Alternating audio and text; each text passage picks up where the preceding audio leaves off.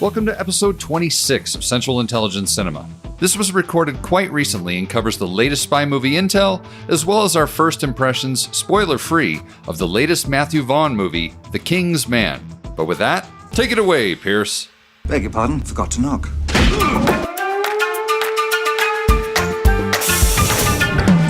Welcome to the CIC, initiating security clearance. My name is Napoleon Solo. Bond. James Bond. Ethan Hunt. Felix Leiter. Ilya Kuryakин. Identity confirmed. Now, pay attention, 007. Welcome to Central Intelligence Cinema, a podcast dedicated to spy movies and secret agent pop culture. Your mission, should you decide to accept it. Remember, nothing ever goes according to plan. Tom, what do you think you're doing? Using the British handbook, sir. You expect me to talk? Yeah, baby! Recorded from yet another undisclosed location from something that came from some kind of a spy movie? It's a Central Intelligence Cinema podcast. I'm Jason Greenberg, and with me, as always, Ben Esslinger. Thank you, Jason. Thank you, Jason. And welcome back to the CIC. We're finally back. Ish. Or were we ever actually gone? I mean, spies. Indeed. You come, you go, you disappear. Everybody you never know. You never know. Yes, but welcome back to the CIC, the podcast that asks the question, is Daniel Craig the George Lucas of the modern spy genre? When have we ever asked that question? We haven't, but I'm going to ask it very soon. Oh, dear. I'll just move on from that for now. But welcome back. It's good to be back. It's good to hear the music. Puts me in a good mood. Makes me think, hey, we can do things and make stuff. Yeah. Be creative. Be creative and stuff. So, yeah, we are back with another Intel report here for you. And then, of course, after we get through some of these little bits of Intel, we will be talking about The King's Man, the most recent Kingsman movie. We'll be giving our spoiler-free-ish reaction to the movie. I think we can probably play it a little loose, just because it's pretty easy. It's been out a little bit. It's been out just for a little bit, but we'll try to dodge the more dicey stuff, I think. And indeed. It's really more of a, kind of it's less of a review, more of a, more of a reaction. How we feel about it. Is that what the kids are doing? The YouTubers with the reaction out videos? there doing the reaction videos, the unboxing, is that like, when they show the trailer for Star Wars and they show Matthew McConaughey crying, is that a reaction video? It could be. That could very well be. Or it's just like the 13-year-old kid that all you just see is his eyes go wide and then they go low and then they go squinty. And then you just, I think that's what we're doing, but verbally. 13-year-old kid, 52-year-old kid. I mean, same difference. But I suppose we should get into the intel, and all right, we'll just kick it from there. Sounds good. Looking for a news story? Impress me. Transmitting CIC Intel dossier. They'll print anything these days. Jason, spy. Ben. I have to tell you, spy/espionage television, it's having a moment, man. It sure seems like it is. It kind of seems like it is, because there's a bunch of new stuff that is coming out on TV that is very spy, secret agent-y, good stuff, bad stuff, maybe, I don't know. We'll find out. I top loaded it though, so hopefully we'll slowly start feeling downtrodden the further down this list we go. But we'll start with the good stuff. So the first one that I have just recently become aware of is called Slow Horses, which is a new spy series on Apple TV starring Gary Oldman and is set to arrive on April 1st. The series will chronicle the work of agents who operate on what's called a, quote, dumping ground for MI5. This dumping ground, the Slow House, which is the nickname of the espionage department, which is a home for disgraced spies who drop the ball at some point in their careers and are then sent there to live out the rest of their professional life without causing trouble or ruffling feathers. So, but the problem is when you put a bunch of misfits together, they're bound to do something interesting. But the thing for me is just the fact that it's Gary Oldman. Well, I've heard some good things about this Gary Oldman kid. I think he's probably going to be a mover and a shaker in the next few years. Yeah, from what I've heard, he seems to know how to act, and he's quite good.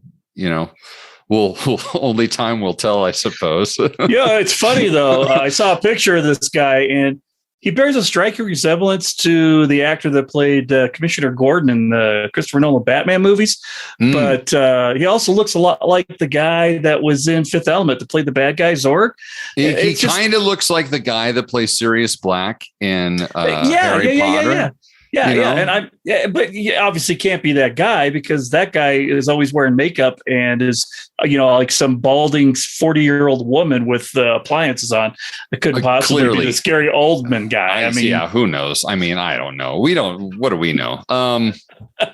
This show from the premise, and I'm sure that it's just very lightly from the premise, but it sort of has a prisoner, the prisoner feel to it. Do you know the TV show The Prisoner with Patrick McGoohan from the 60s? I'm not familiar with that, but okay. I just like the whole idea of a ragtag gang of misfit spies. Right.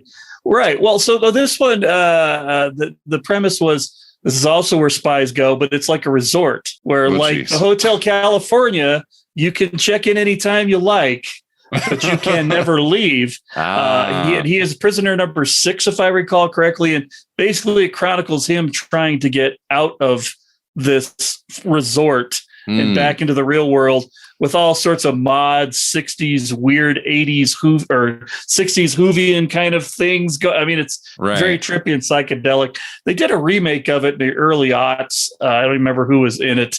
It was bad because it really needed that weird, trippy, campy stuff to make it worthwhile.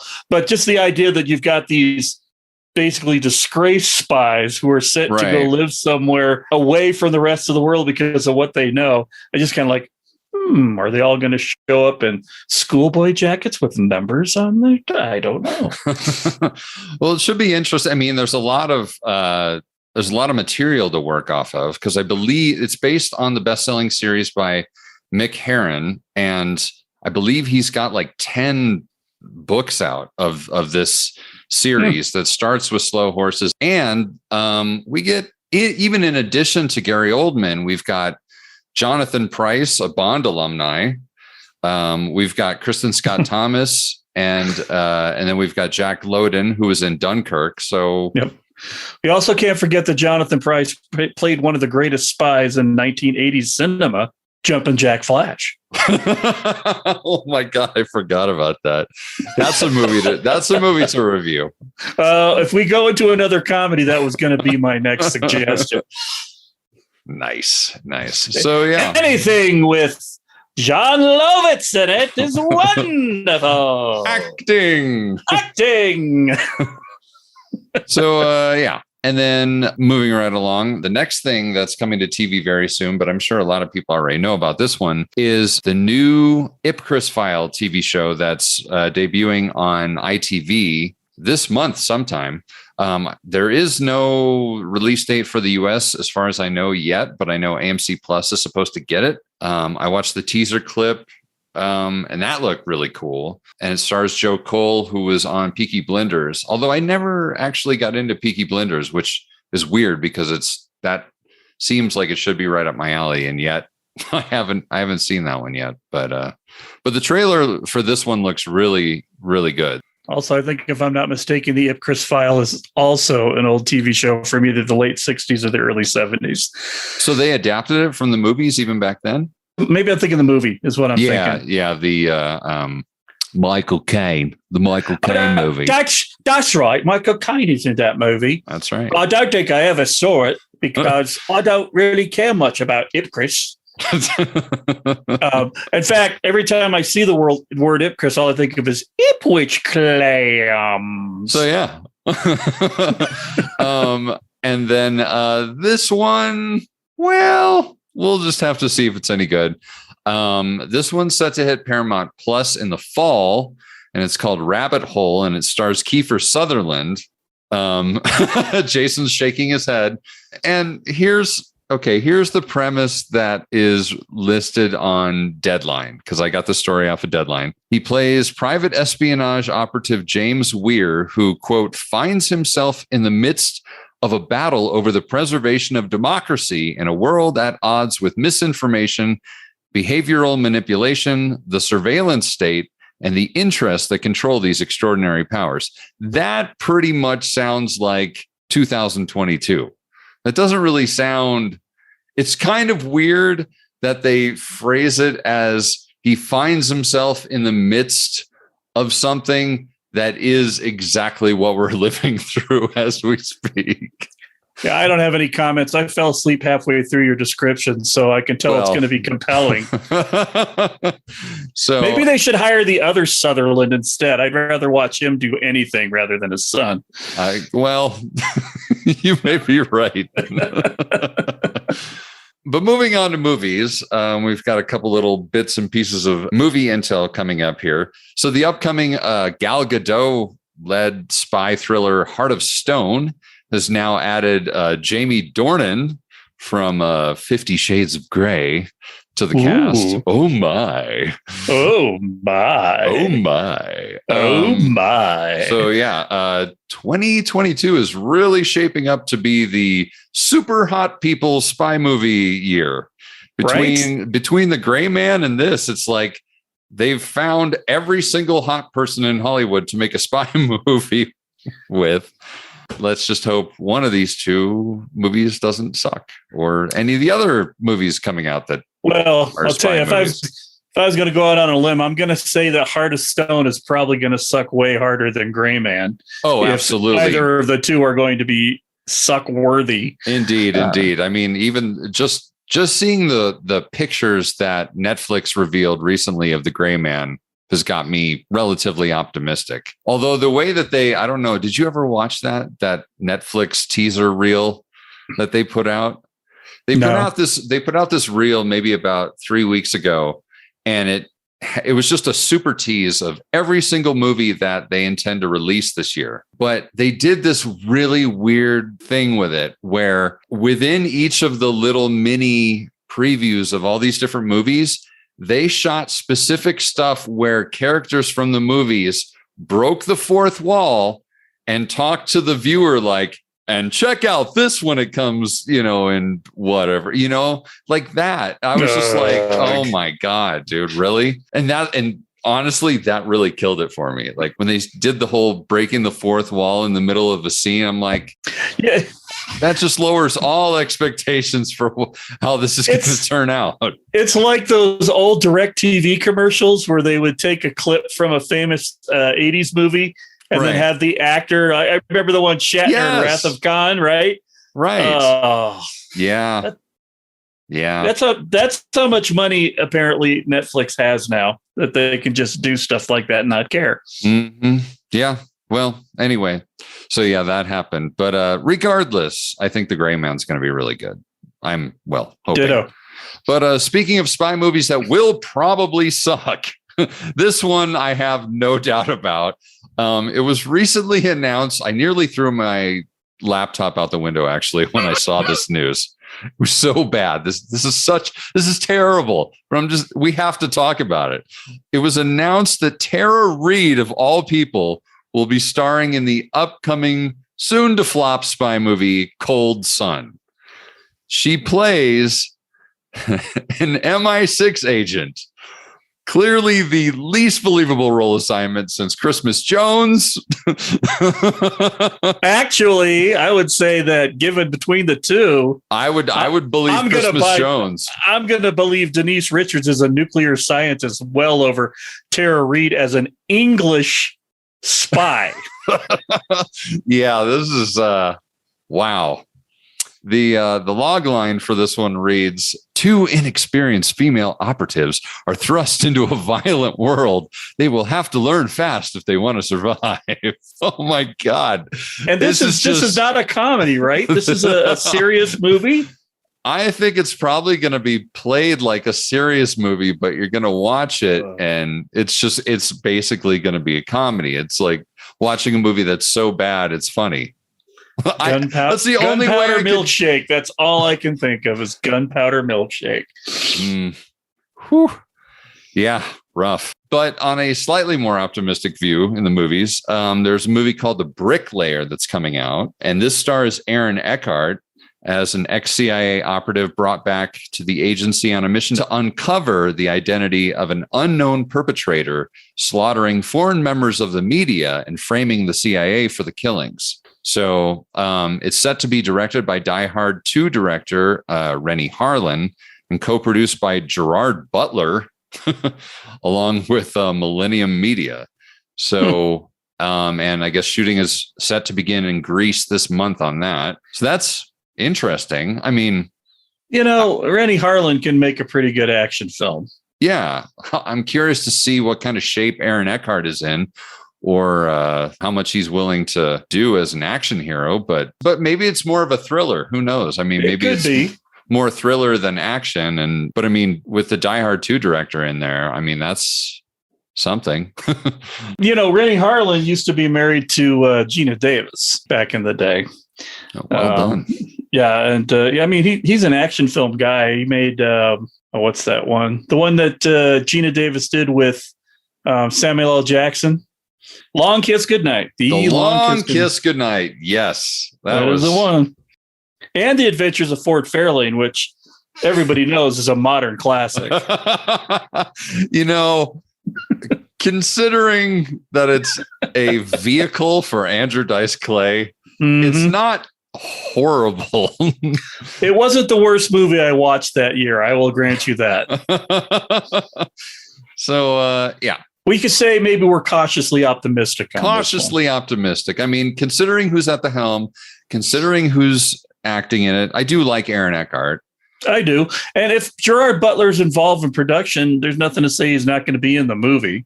That would be fun if he showed up Especially somewhere. If he's the bad guy. Wouldn't that be great? Could you imagine? He never plays bad guys. You look at him and you're like, he'd be a good bad guy. He's built to be a bad guy. He kind of is, really. So, and then one final note, and this is just sort of gossip. But this is a Mission Impossible 7 news, if you can even call it that. There's been stories emerging that Tom Cruise is supposedly in, quote, crisis talks with Paramount due to the ballooning of MI7's budget, close to $300 million. But this is all due to the repeated shutdowns surrounding the pandemic. Right. As a point of reference, No Time to Die cost $250 million to produce, and that was pre-pandemic. Now, granted, Eon is notorious for wasting money or spending far too much money on everything. Sure. I recently learned, I don't know if we ever discussed this, but some of the shots from No Time to Die of the ice, the scene towards the beginning of the movie where Safin is shooting into the ice. Yeah, they shipped a giant hunk of ice to the studio to do it there because supposedly it would be cheaper than doing it CGI. Supposedly. And it costs like $35,000 to ship this giant hunk of ice to. I don't know what the logistics were involved in making it look like there was ice out wherever they were at. But yeah, I guess if you're depending on the quality level you're looking for, maybe. It really seems kind of like. I mean, what would be cooler as gossip for the movie after it comes out? Well, yeah. And the thing is, too, is that little tidbit is according to the book, the making of No Time to Die, that like supposedly that it would have been more expensive to do with CGI. I wonder if that's true. Well, what we could do is we could call the companies at the end of the credits and ask them how much it would cost to make a CGI lake for our movie. Yeah.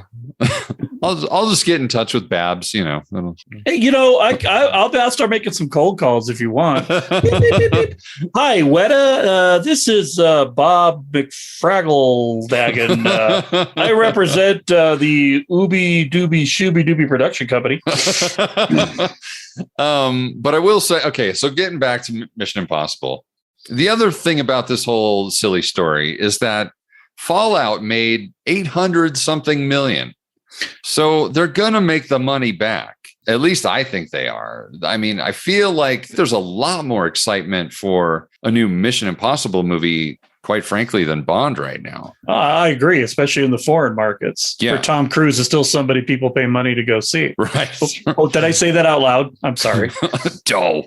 Also, while I was snooping around regarding this story, I saw a little clip of Tom Cruise in South Africa talking to fans, just like saying hello to fans or whatever. And he looked so good. And the reason I bring it up is because you remember how there were a couple photos of him, maybe like 3-4 months ago, where people were saying, oh, his face looks puffy, or, oh, he looks like he's gained some weight. Like they saw him at a baseball game or something. Or yeah, I remember. Whatever. Let me tell you something. He looked jacked. Like he looked good in that video. And that was recent. So yeah. I think they just sent him back and redid the outer chassis. Scrub some of that synthederm off. They put him in that what's that thing that Boba Fett lays? Put him in back. They put him in a back to tank. That's right. They put him in a back to tank. So he could have flashbacks about how he was fighting sand people in an Oxford shirt and his underwear with a pair of Ray-Ban sunglasses on. And then at the last minute, just before he defeated the sand people, he turned around and a couple of F-14s flew over his head. Exactly. Anyway, that's all I'm trying to say is dude looked badass, and I'm sure Mission Impossible 8 he'll look just fine for those movies coming up. I'm pretty sure I may have said this before, I don't remember, but I think Mission Impossible 8 is going to be the last one. Well, everything I've read lately has said that they don't intend to end the series. They just intend to have Tom Cruise step away from the lead character. So basically it's the last one. Quite possibly. Who are you gonna put in there? Well, let's get Jeremy Renner back. Well, he's not doing anything. My dream is for Rebecca Ferguson. Yes, to take over. I want cool. Ilsa to become the new Ethan. That's what I want. Okay, that's just me. Yeah. And that would be great. It'd be nice that they hand it off in a more natural way than just saying, no, it's Jamie Bond. Right. Yeah. Character that has established your chops, is part of the canon. Right. And then all we get is Tom Cruise in 9, 10, 11, and 12 going, your mission, should you choose to accept it. That's right. And him running somewhere. Well, he would always be running with the secret mission. Here you go. Throw it at her and then run away. And then something would blow up and he'd go sideways all of a sudden. Well, I suppose we should get into the true meat and potatoes of this episode, though. The two of us recently had the chance to see the new Kingsman movie, The King's Man, the prequel. And what did you think? Give me your quick fire opinion. My quick fire opinion: third best Kingsman movie I've ever watched. Indeed, the third best Kingsman movie I have ever seen. I wholeheartedly second that. I mean, it was entertaining. It absolutely was. I'll say this: it was entertaining, except for about 30 minutes right in the middle. Like, if I had to describe this movie, I would say that it's essentially two different movies separated by a drawn out bummer moment halfway through the movie. Pretty much. Like, that little moment kills it for me just a little bit because it moves so slowly, just drags. And I feel like it's the weakest part of the movie. It's also why it feels like two separate movies. Oh, because you've got this thing going on at the beginning with his son. Right. And then you've got this mission happening at the end. And granted, they're all tied together, but they really feel, because it's two missions, essentially. You've got mission number 1 to kill Rasputin. And then mission number 2 is the head, the top of the organization that they're trying to take down. By the way, Well, too spoilery. Trying to weigh it out. Never mind. You won't be surprised by the person who's in charge of the bad guys. Let me put it to you that way. It is so predictable. Which I think also is the largest problem of this movie. Yeah. Now I'm going to go. I'll say right up front. I don't go to a movie like this looking to see something original or unplanned or unexpected. Mm-hmm. Other than maybe, I don't know, Elton John in his big feathery boa outfit doing a slow motion karate kick and smiling to the camera while breaking the fourth wall. I like that. But there was absolutely nothing else about the sequel to Kingsman that surprised me in any way, shape, or form. Other than you got good quality actors doing good quality work in a movie that was so far below what their abilities were that it could only elevate what it is. And I think that's the case with this movie too. Yes, absolutely. I was so shocked at how hard Ray Fiennes threw himself into this role. Oh yeah. Given what this movie is, I mean, he's got to know what he's getting himself into with this type of movie. And he threw himself into this thing full-fledged. Not to mention the fact that the guy is 59 years old and he rocked it. I mean, as far as the physicality, as far as believing that he's fighting these other people and doing all this stuff, it was very believable. I was really impressed with Ray Fiennes. Like that part of it, I have no complaints with. I also loved Rise. I don't know how to pronounce his last name. Rise Fans, the guy that plays Rasputin. Rasputin, yeah. He is, I mean, a little over the top, but what I was going to say is that everybody that plays Rasputin in a movie looks just like this guy and talks just like this guy and acts just. It's like you get cast as Rasputin and you have to be like you cast as Elvis. You immediately have the dog way. Well, yeah. But I mean, what's his name? The guy that's in, I think it's Fargo, the dull guy that talks like this. He played Lucifer in the original Constantine with Keanu. I can never remember the guy's name, but he's a big, tall guy with a European sounding accent. Maybe Russian, maybe German. No, for sure. He played it the same way. The guy who played Rasputin in Hellboy pretty much played him the same way, but with no hair. And he looked a lot like our friend Andrew. But I feel like when you play Rasputin in a movie, it's like if you play Elvis in a movie. There's only one way to play that character, and everybody has to play it that way. Right. But he was a little more playful, I think, in his characterization than some people have been in the past. And I liked there was a certain physicality to him that I liked. Yes. Aside from the pseudo Mars attacks floating under the rope thing, at least the hips weren't swaying while he was going. But yeah. And when he takes a bite of that giant cake or whatever it is. Oh yeah. It's just hamming it up, just like making it as gross as he can make it look. That whole scene though was uncomfortable. Oh, that whole scene with him and Ray Fiennes is just. It was like there is a. How am I going to put this so that I don't spoil this?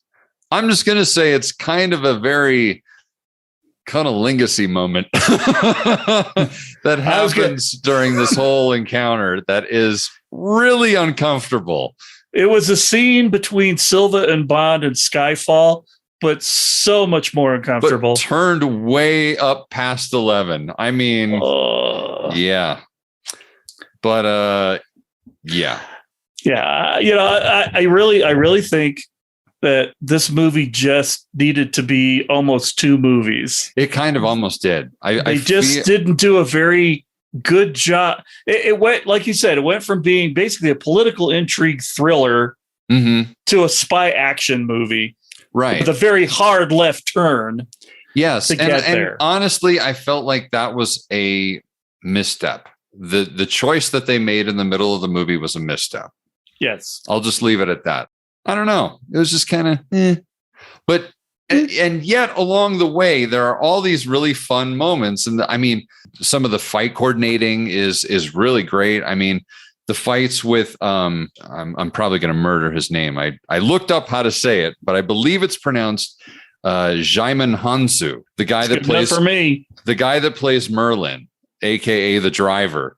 He is so good in all of the fight scenes, and just in general, like what a great actor and just a awesome person to look at. He's interesting to look at, and he has a great physicality as an actor. You see it in Gladiator. You see it in you see it in Guardians of the Galaxy. You see it in specifically in Captain Marvel, where he has a much larger part and that says that same character. Yeah. But I think, he just looks like an imposing person that could spring into action like a coiled spring and be ready to go. Exactly. And he still has this elegance to him. Yes. Even with all that, which is, I don't know. I'll watch him in just about anything, really. Absolutely. But he was kind of a highlight for me in the movie. I thought the son was very one note. I really wish they would have given him more to do or wrote him in a different way.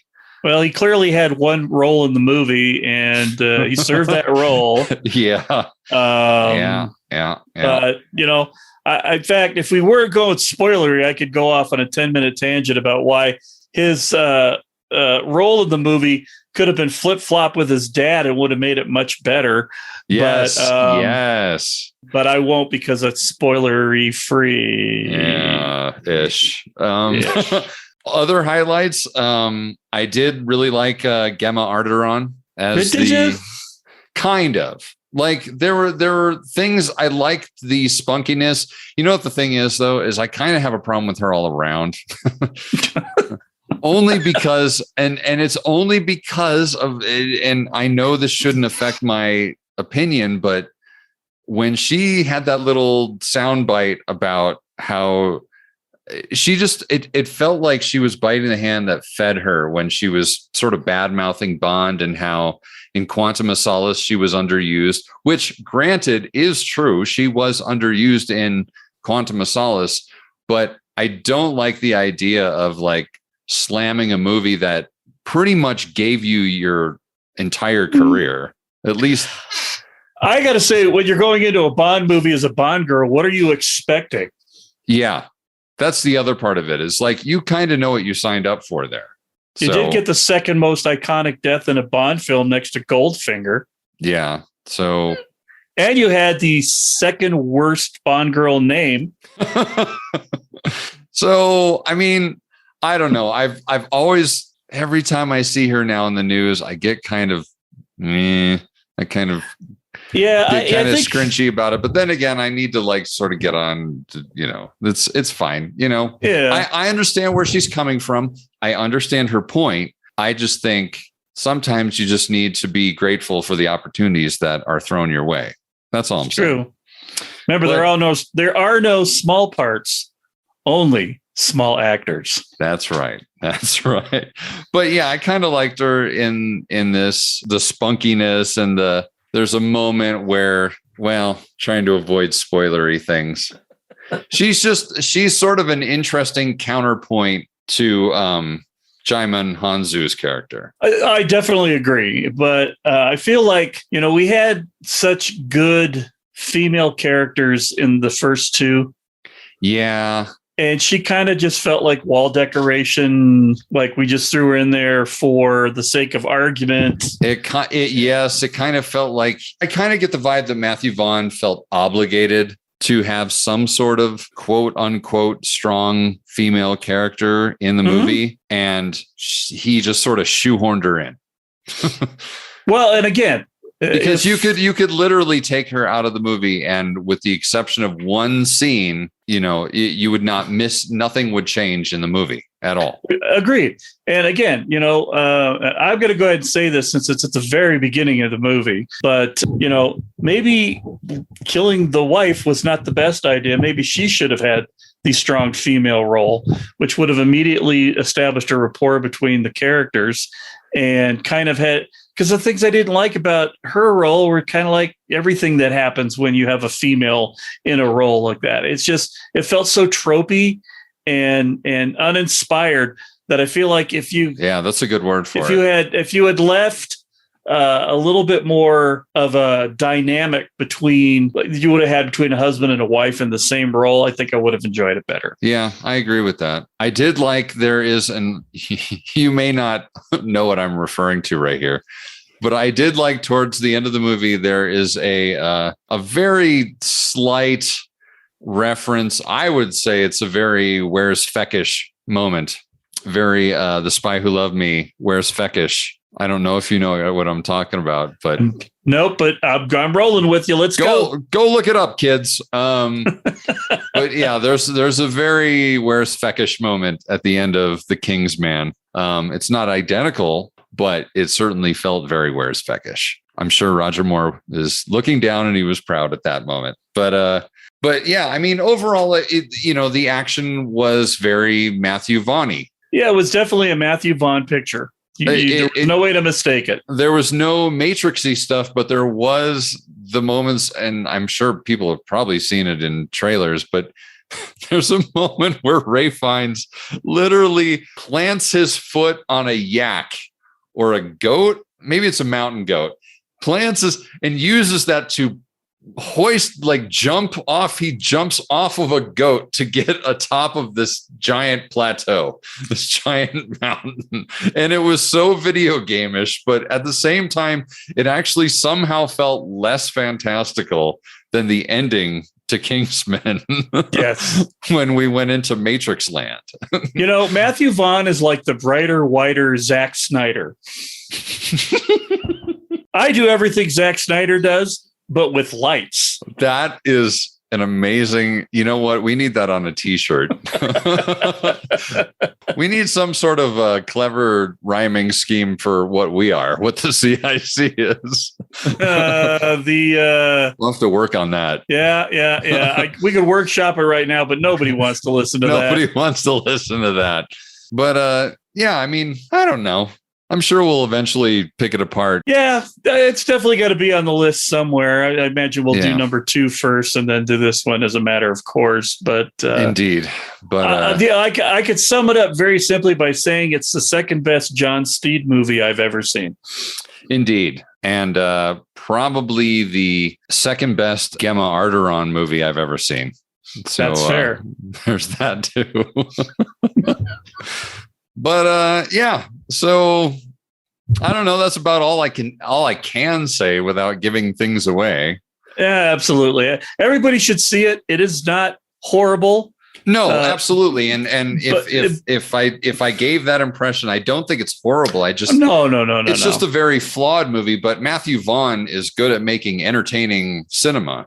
Absolutely. And if you're a fan of the franchise, I mean, you get the sort of inside scoop of what was going on to get them where they're at. So, I mean, it's a valuable piece of historical information for the in-universe people.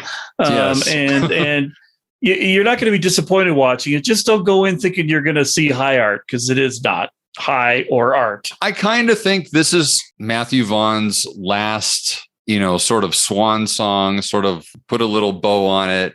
And then now I can move off and start the franchise of Argyle. You know what I mean? Like, right. I think he wanted to go back and he wanted to do this, and the Golden Circle gave him just enough money that the studio said, sure, go make your passion project and make the prequel, and I'm sure it'll do fine in the theaters. Which brings up that old specter of what if there hadn't been a pandemic, right? So yeah, there you go. Hard to know. Hard to know. But yeah, I think that's about all I can say about Kingsman. So it's all I got to say on the subject, or as Forrest Gump would say, that's all I have to say about that. Yes, but if you have something to say about the Kingsman, we would love to hear about it. So please get in touch with us, interact. Our email is cicdeaddrop@gmail.com. You can talk to us on Instagram at Central Intelligence Cinema, spaced by underscores, or on Twitter at CIC Spy Pod. So yeah, let us know what you think about it, and we can always do a listener mail if we ever had enough. So that's basically a direct indictment on all of you tens of listeners to get out there and be more vocal about what you want to hear and what you want to say. That's right. Get out there and do it. And hey, speaking of you tens of listeners, we're trying to get you guys up to at least 100, maybe even 20. We're good. If we got to stay in the double digits, we'd like to get into those higher double digits. So, yes, if indeed. you are enjoying this podcast, if you love it, you hate it, but you think we're funny anyway, you're going to listen, why don't you go ahead and give us a 5-star review on any of those fine platforms you can find this wonderful podcast. I wouldn't even mind if we were referred to as the car crash you can't look away from of podcasts. Hey, if we could rhyme that could be our tagline. That could be our tagline. I'll work on it for next episode. All right. I'll work on it for next episode, which hopefully will be coming sooner than the last thing. But then again, I had a lot of stuff happen. And there were things. COVID's a bitch, man. Anyway, with that, I'm Ben. And I'm Jason. And the CIC will return with more missions, more martinis, and more mayhem.